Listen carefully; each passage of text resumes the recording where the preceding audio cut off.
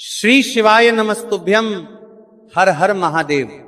दोस्तों, जैसा कि आप सभी लोग जानते हैं कि 19 जनवरी 2026 माघ माह में पड़ने वाली माघ अमावस्या है और माघ माह की अमावस्या है। अगर कभी भी मौका लग जाए तो माघ माह का सोमवार अमावस्या के दिन तो आप लोगों को सिर्फ और सिर्फ तुलसी की सूखी लकड़ी वाला उपाय तो अवश्य ही करना चाहिए। इन दोनों का संयोग बहुत ही कम आता है। इसी के साथ में गुरुजी ने अपनी शिव पुराण कथा में बताया है कि इस दिन आपको तुलसी की सूखी लकड़ी वाला उपाय तो आपको अवश्य ही करना चाहिए। मैंने आपको लकड़ी वाला उपाय तो अवश्य ही करना चाहिए, क्योंकि ऐसा दिन पूरे साल में सिर्फ एक ही बार आता है। और दोस्तों, आप सभी लोग जानते हो कि सोमवार का अगर सबसे बड़ा कोई उपाय है तो वह तुलसी की सूखी लकड़ी वाला उपाय है। तो दोस्तों, सोमवार अमावस्या के दिन आप लोगों के मेरा करना चाहिए, कोई इस तुलसी की सूखी लकड़ी वाला उपाय को जरूर करना है। बहुत सारे लोग होंगे जिन लोगों ने इस उपाय को ना किया हो, मतलब पूरा साल निकल गया, उन्होंने किसी भी दिन इस तुलसी की सूखी लकड़ी वाला उपाय को ना किया हो। पर दोस्तों, आपके पास एक आखिरी मौका बचा हुआ है, जो कि सोमवार अमावस्या के दिन है। इस दिन आप लोगों को इस वाले उपाय को जरूर कर लेना है। भले ही आपने पूरे महीने भर इस उपाय को ना किया हो, पर अगर आपने इस माघ माह के सोमवार अमावस्या के दिन अगर इस वाले उपाय को कर लिया तो आपको इस उपाय को करने का वह फल मिलेगा जिसकी आपने कभी कल्पना भी नहीं करी होगी। इसीलिए आप लोग इस वाले उपाय को एक बार जरूर कर लेना है, ताकि आपके हाथ से यह मौका ना जा सके और आपको इस उपाय को करने का फल मिलेगा। दोस्तों, यह उपाय पंडित जी ने अपनी अभी की ही श्री शिव महापुराण की कथा में बताया है, जिस उपाय को आज हम आपको बहुत अच्छे से समझाने वाले हैं। इस वीडियो को देखने के बाद उपाय को समझने के लिए आपको कोई और वीडियो को देखने की जरूरत नहीं पड़ेगी। तो चलिए दोस्तों, उपाय को शुरू करते हैं। देखिए, ये इस माघ मास सोमवार अमावस्या के दिन ये इतना खास होता है, इतना महत्वपूर्ण होता है। देखा गया है कभी कभी बड़े बड़े पूजा पाठ अनुष्ठान से जो कि मनोकामना पूर्ण नहीं होते, वहां माघ माह की सोमवार अमावस्या के दिन एक छोटे से उपाय करने से ही आपकी मनोकामना पूर्ण हो जाती है। और बहुत सारे लोगों ने इस उपाय को किया भी है, पर उनको इस उपाय को करने का फल भी जरूर मिला है। अगर आप लोग भी पूछी जाए निप्रामण्य प्रचार की परमा इस उपाय को करना चाहते हैं, तो आप इस उपाय को पहले अच्छे से समझ लेना, सुन लेना, उसके बाद करना। आपको इस उपाय का फल जरूर मिलेगा। और इस उपाय को कर लेने से आपके घर में चाहे किसी भी प्रकार की दुख और समस्या क्यों ना चल रही हो, आपको उसका कारण भी नहीं पता है कि भाई ये समस्या किस कारण से चल रही है। उसका कुछ भी कारण हो सकता है, जैसे पितृदोष हो सकता है या किसी भी तरह का मंगल दोष भी हो सकता है। तो इस दिन आप लोगों को ये वाला उपाय कर लेना है। यह कैसा उपाय है जिस उपाय को अगर किसी विशेष दिन पर किया जाए तो भाई उस विशेष दिन का जो है वह तो हमें मिलता ही मिलता है। पर हमने उस दिन पर इस उपाय को किया है तो हमें उससे भी बड़ा फल मिलता है, और फल बहुत जल्द ही मिलता है, क्योंकि आप इस उपाय को बहुत ही बड़े और विशेष दिन पर कर रहे हो। तो चलिए अब उपाय के बारे में बात करते हैं, लेकिन उससे पहले आप लोगों में को यह जानना आवश्यक है कि आखिर यह उपाय किस समय करना है, किसको करना है और कैसे करना है। तो चलिए हम आगे आपको वीडियो में एक एक कर बता देते हैं। लेकिन उससे पहले अगर आप लोग हमारे चैनल पर पहली बार आए हैं या फिर मेरी आवाज आज पहली बार सुन रहे हैं, तो हमारे चैनल को सब्सक्राइब जरूर कर लेना और इस वीडियो को लाइक करके कमेंट बॉक्स में श्री शिवाय नमस्तुभ्य ओम नमः शिवाय जरूर टाइप कर देना। तो दोस्तों, इस तुलसी की सूखी लकड़ी वाला उपाय को हमें सोमवार अमावस्या के दिन कैसे करना है, किसको करना है, किस समय करना है और कहां पर करना है, ये सारे सवालों के जवाब आपको इस वीडियो में मिल जाएंगे।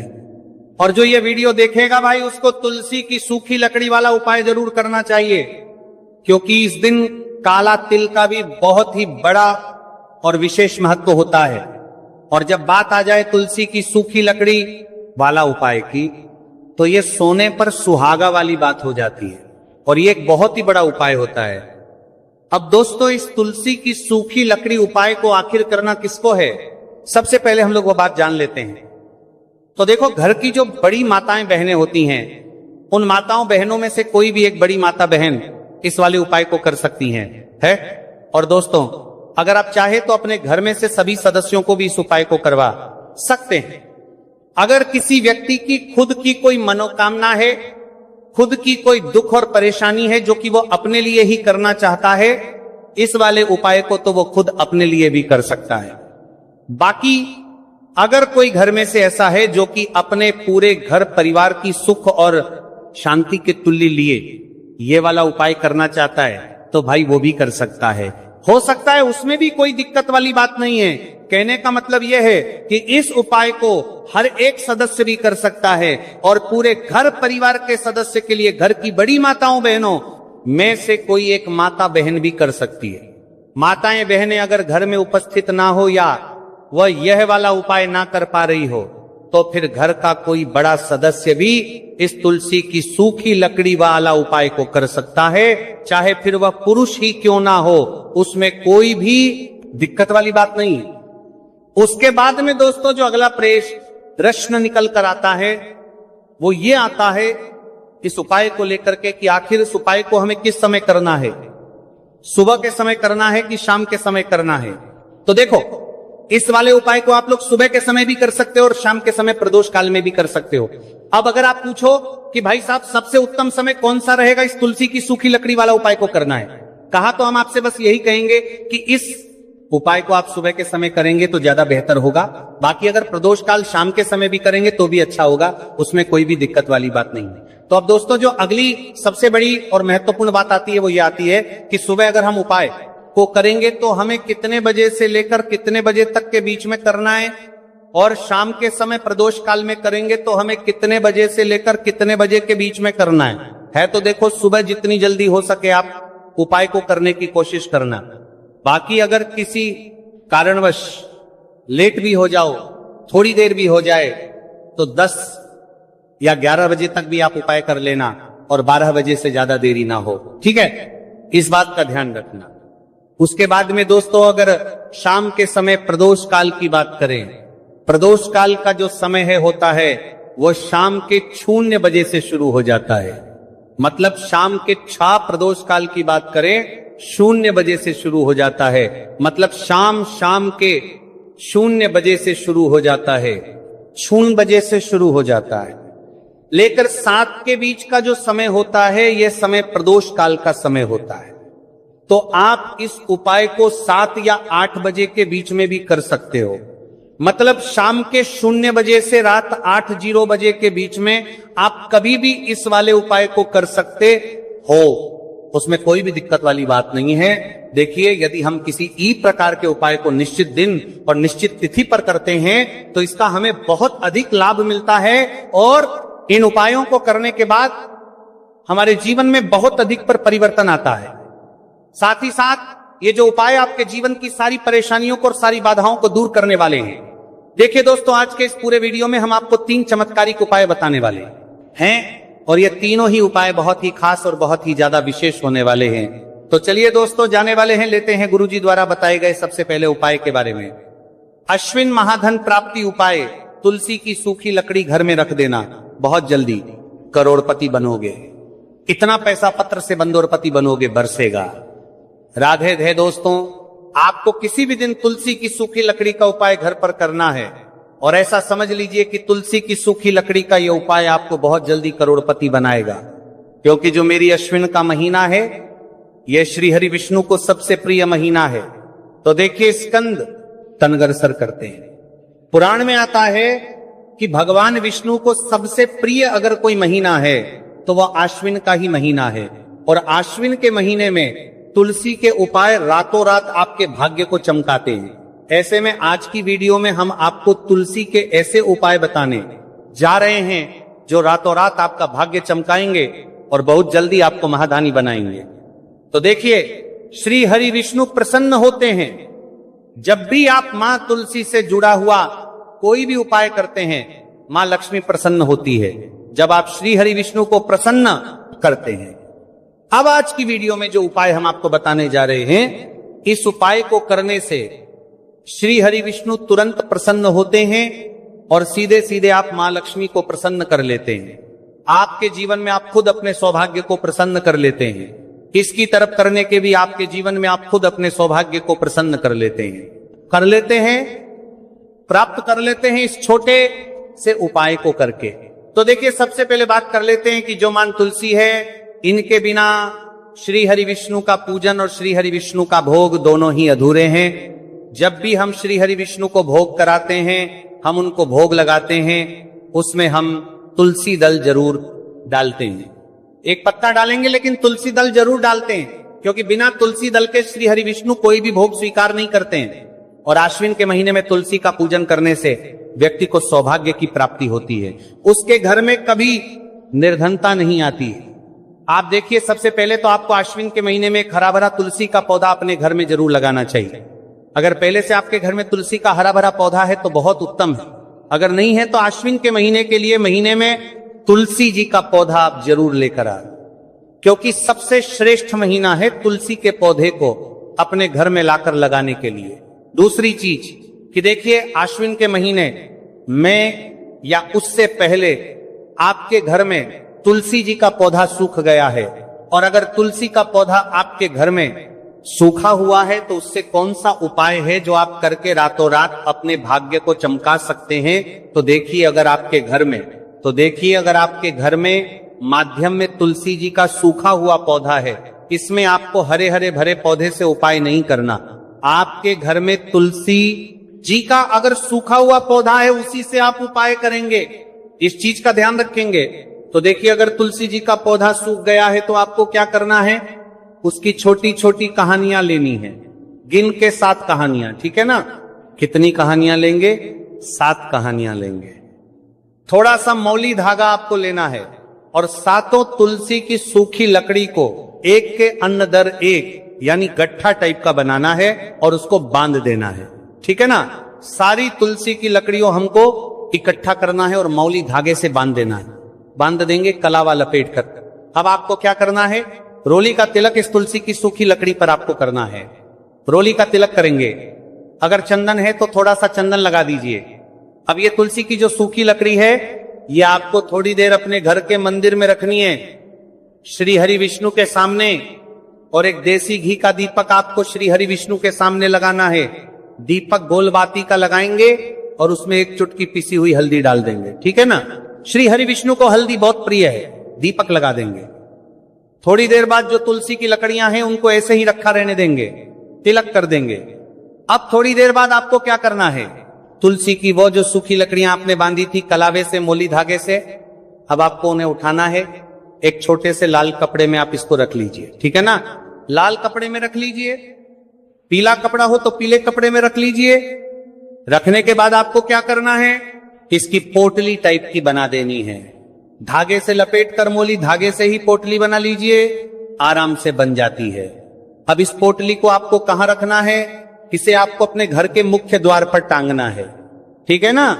अंदर की तरफ, बाहर की तरफ नहीं, अंदर की तरफ, मुख्य द्वार पर अंदर की तरफ टांग दीजिए और मां लक्ष्मी का ध्यान करिए, श्री हरि विष्णु का ध्यान करिए। ये उनसे प्रार्थना करिए कि हे धन की देवी मां लक्ष्मी, आप मेरे घर में पधारिए और अपनी कृपा मुझ पर बरसाइए।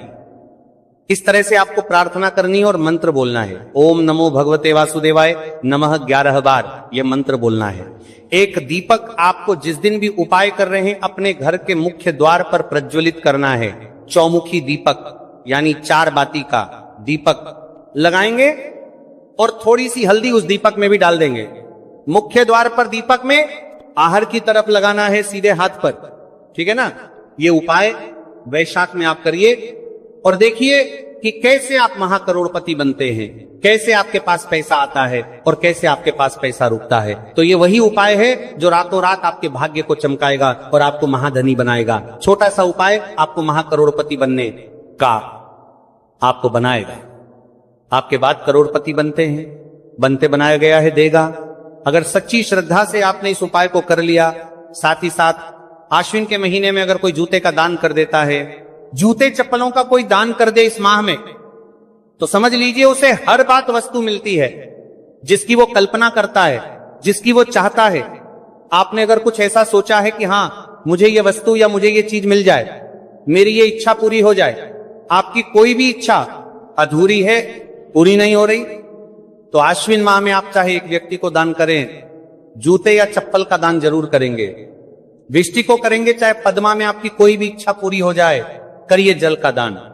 इस माह में के लिए जल के दान करिए, जल का दान करिए, जल के तरी करिए, जल के तरी करिए, जल के तरी करिए, जल के तरी करिए में करिए, और फिर देखिए कि आपका भाग्य कैसे आपका साथ देता है और कैसे आप अपने जीवन में आगे बढ़ते चले जाते हैं। तो बहुत अच्छे से उपाय आपको बताया है।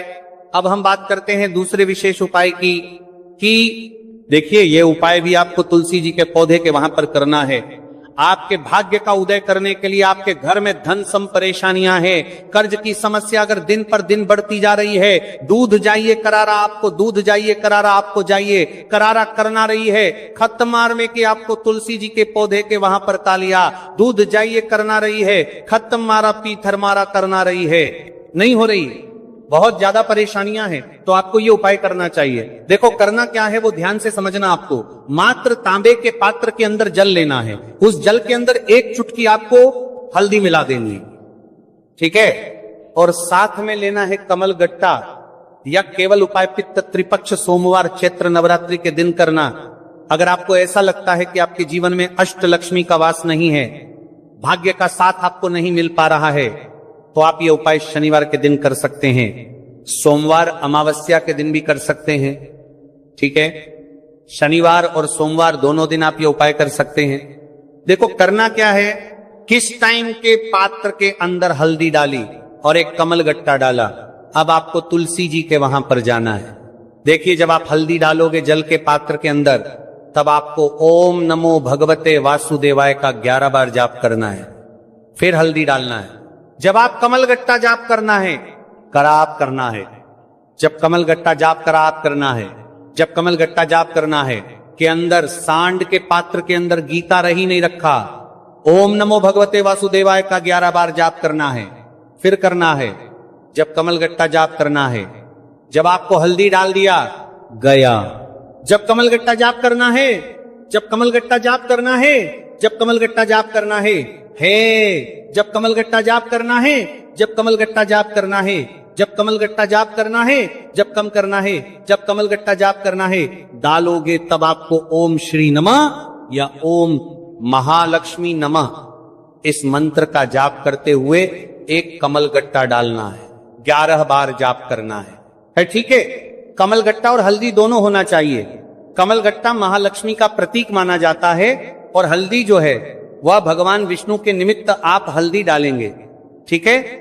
इस जल को आपको तुलसी जी की जड़ में अर्पित करना है, अर्पित करना है, ओम नमो भगवते वासुदेवाय का जाप करते हुए। बस इतना सा उपाय करना। धन संबंधित को कोई भी परेशानियां है वह सब दूर हो, ऐसी आपको प्रार्थना करनी है। कर्ज से जुड़ी कोई परेशानी हो तो ऐसी प्रार्थना करनी है कि ये दूर हो जाए। ऐसी कामना करते हुए यह दूसरा प्यारा सा उपाय आपको करना है।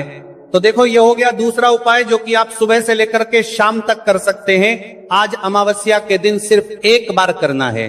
अब जो कमल गट्टे को आपको वहीं पर तुलसी जी के वहां पर रखे रहने देना है, आपको उठाना नहीं है। वो कमल गट्टा चाहे तो आप तुलसी जी के वहीं पर गांठ दें, ठीक है, तो भी चलेगा। तो इस प्रकार से आपको यह सुंदर सा उपाय करना है। अब हम बात करते हैं तीसरे उपाय की। ध्यान ना रखना, यह जो दूसरा उपाय है यह आपको आपके घर में ही करना है, बाहर कहीं पर भी मत करके आना, ठीक है। घर में अगर तुलसी जी हो तो ही आप ये उपाय कर सकते हैं। अब आपको क्या करना है, भगवान शिव के मंदिर में जाएंगे। जो एक बेलपत्र है वो माता अशोक सुंदर वाले स्थान पर आपको अर्पित करना है। डंडे का हिस्सा जलाधारी की तरफ हो चाहिए, उस प्रकार से आपको ये बेलपत्र अर्पित करना है। जब बेलपत्र अर्पित करोगे तब आपको कुंदकेश्वर महादेव का नाम लेना है, माता अशोक सुंदरी वाले स्थान पर, ठीक है। आप जो चावल के दाने हैं, जो अक्षत लेकर के आए हैं, वह भगवान शिव के शिवलिंग पर आपको अर्पित करना है। जब आप अर्पित करोगे तब आपको बृहस्पति शवर महादेव का नाम लेना है। बृहस्पति शवर महादेव ही एक ऐसे महादेव है जो आपके गुरु ग्रह को मजबूत करता है। तो आपको इस प्रकार से अर्पित करना है और अंत में एक लोटा जल धीरे धीरे पतले दरा से बृहस्पति शवर महादेव का स्मरण करते हुए या श्री शिवाय नमस्तुभय का जाप करते हुए आप अर्पित करें। यह मात्र केवल और केवल सोमवार अमावस्या के दिन किया जाता है और यह उपाय बहुत ही ज्यादा प्रभावशाली है। ध्यान रखना, हल्दी का उपयोग मत करना।